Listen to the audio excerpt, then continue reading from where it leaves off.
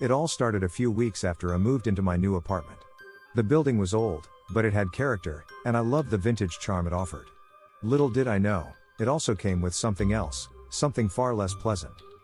One night, I was jolted awake by the sound of my phone ringing. Groggy and disoriented, I glanced at the clock on my nightstand.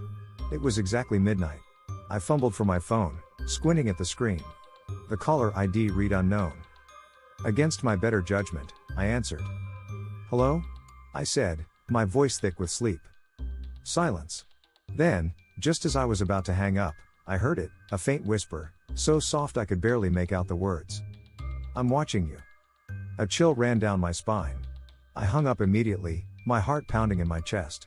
I told myself it was just a prank call, maybe someone with a sick sense of humor. But deep down, I felt uneasy. The next night, at exactly midnight, the phone rang again.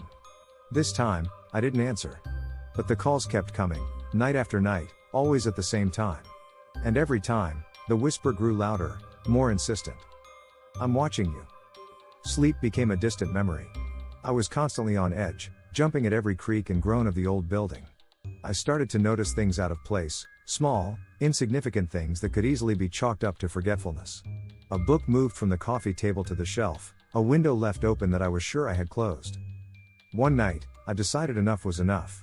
I set up a camera in my living room, hoping to catch whoever was messing with me. I stayed awake, my eyes fixed on the phone as the clock ticked closer to midnight. When it finally rang, I let it go to voicemail. The camera's red light blinked steadily, recording everything. After the call ended, I replayed the footage, my heart in my throat. At first, everything seemed normal. But then, as the phone rang, I saw it, a shadowy figure standing just outside the window, barely visible in the darkness. My blood ran cold. How had they gotten up there? I was on the third floor. The next morning, I took the footage to the police. They were skeptical but agreed to investigate. I spent the day at a friend's place, too scared to be alone in the apartment. When I returned, I found a note slipped under my door. "Nice try.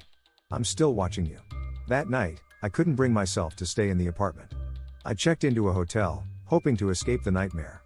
But at midnight, my phone rang again. Trembling, I answered it. "Hello?" The whisper was louder than ever.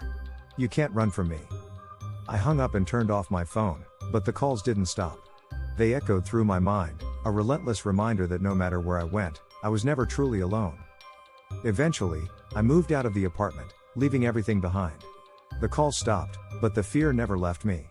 To this day, I can't shake the feeling that someone, somewhere, is still watching me, waiting for the right moment to strike. So if you ever get a call at midnight from an unknown number, think twice before you answer. You never know who, or what, might be on the other end.